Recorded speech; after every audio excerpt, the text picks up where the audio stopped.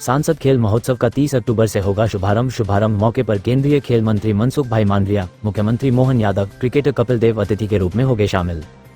केंद्रीय कृषि मंत्री शिवराज सिंह चौहान ने अपने संसदीय क्षेत्र में सांसद खेल महोत्सव के बारे में जानकारी दी। उन्होंने बताया कि 30 अक्टूबर से 25 दिसंबर तक चलने वाली इन प्रतियोगिताओं में क्रिकेट, कबड्डी, हॉकी, खो-खो, रस्साकसी, नींबू दौड़, फुटबॉल सहित अन्य खेल शामिल किए गए हैं। अलग अलग स्तर पर खेले जाने वाले इन खेलों को लेकर तैयारी पूरी की जा चुकी है। ऑनलाइन रजिस्ट्रेशन हो चुके हैं। वहीं उन्होंने बताया कि 30 अक्टूबर को इसका विधिवत शुभारंभ होगा। इस दौरान मुख्य अतिथि के रूप में केंद्रीय खेल मंत्री मनसुख भाई मांडविया, मुख्यमंत्री मोहन यादव, 1983 में देश को पहला क्रिकेट वर्ल्ड कप जीतने वाले कपिल देव मुख्य अतिथि के रूप में शामिल होंगे। शिवराज सिंह चौहान ने कहा कि पूरा संसदीय क्षेत्र खेल के रंग में रंग जाए, ऐसा प्रयास है। ग्रामीण क्षेत्र की प्रतिभाओं को मौका मिले, उन्हें मंच मिले, इसका प्रयास किया जा रहा है। विदिशा से गुड्डू किरार की रिपोर्ट। 30 नवंबर से प्रारंभ किया जा रहा है। 30 नवंबर को खेल महोत्सव का शुभारंभ करने और हमारे देश के गौरव जिन्होंने 1983 में भारत को क्रिकेट में वर्ल्ड कप दिलवाया था, उस टीम के वो कैप्टन थे आदरणीय कपिल देव जी भी विदिशा पधार रहे हैं। ये खेल 3 स्तर पर खेल प्रतियोगिताओं का आयोजन होगा। पहला ग्राम पंचायत के स्तर पर और पंचायत के स्तर पर, चूंकि मैंने बताया खेल मन को आनंद भी देते हैं और इसलिए चाहे वो रस्साकसी, कुर्सी दौड़, चम्मच दौड़ जैसे हल्के फुल्के गेम जिनको हर पंचायत में खेला जा सके, उनका भी चयन किया है। और ये तो पंचायत स्तर पर होंगे तीनों, और 2 क्रिकेट और कबड्डी। ये दोनों, कबड्डी हमारा घाटी देसी खेल है, उसको पुनर्स्थापित करने की कोशिश होनी चाहिए। इसलिए तय किया कि कबड्डी की प्रतियोगिता संसदीय क्षेत्र के स्तर पर और क्रिकेट की टेनिस बॉल क्रिकेट की प्रतियोगिता संसदीय क्षेत्र के स्तर पर आयोजित की जाए। और संसदीय क्षेत्र के स्तर का मतलब है पहले एक मंडल में जितनी क्रिकेट की टीमें, कबड्डी की टीमें होंगी, उनमें मैच होंगे। उनके जो विजेता होंगे वो विधानसभा स्तर पर खेलेंगे, तो 8 विधानसभा क्षेत्रों में प्रथम, द्वितीय, तृतीय टीमें आएंगी, उनको पुरस्कृत करने का काम होगा। और फिर इन टीमों में से जो 8 टीमें हैं वो संसदीय क्षेत्र के स्तर पर खेलेगी। 8 टीमों के बीच मैच होंगे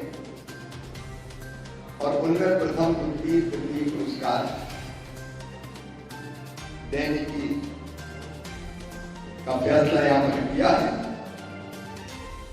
ये 30 तारीख को खेल परिसर में विदिशा के इस आयोजन का शुभारंभ, जैसा मैंने बताया, किया जाएगा। और टीम ने यह तय किया कि 31 अक्टूबर और 1 नवंबर को संपूर्ण संसदीय क्षेत्र में टॉर्च रिले निकाली जाएगी, जिससे खिलाड़ियों में खेलों के प्रति उत्साह जगे, जानकारी और बढ़े और खेल भावना जन जन तक पहुंचे। हमारे 4 खेल और जो अलग अलग जगह खेले जाते हैं वो लोकल स्तर पर होंगे। विदिशा में फुटबॉल, खातेगांव में कुश्ती, इछावर में खो-खो और मंडीदीप में हॉकी। उसकी प्रतियोगिता का आयोजन भी वो स्थानीय स्तर पर किया जाएगा, क्योंकि स्थानीय परंपरा, रुचियां, उनको भी सम्मान मिले और स्थानीय खिलाड़ियों को अपनी पसंद के खेल में प्रतिस्पर्धा का अवसर मिले, ये कोशिश करेंगे। इन प्रतियोगिताओं में टीमों के रजिस्ट्रेशन का काम पहले प्रारंभ कर दिया गया था। मुझे बताते हुए प्रसन्नता है कि अब तक 37,000 38 खिलाड़ियों ने अपना पंजीयन कराया है इन प्रतियोगिताओं के लिए। और यह आंकड़ा युवाओं में खेल के प्रति जागरूकता और रुचि का प्रमाण है। विदिशा में 5,652 खिलाड़ियों ने रजिस्ट्रेशन करवाया है। खातेगांव में 5,674 खिलाड़ियों ने, इछावर में 5,599 खिलाड़ियों ने, बुधनी में 6,718 खिलाड़ियों ने, बासोदा में 2,061 खिलाड़ियों ने, सिलवानी में 4,407 खिलाड़ियों ने और सांची में 3,422 और भोजपुर में 3,327 खिलाड़ियों ने भी रजिस्ट्रेशन करवाया है।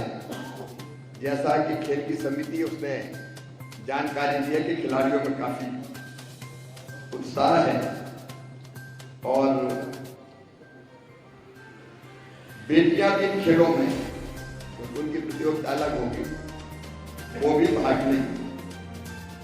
2 नवंबर से 19 नवंबर तक ग्राम पंचायत और नगरीय स्तर पर भी ये कार्यक्रम, केवल ग्राम पंचायत में नहीं होंगे, नगरीय निकाय के स्तर पर भी कार्यक्रम होंगे।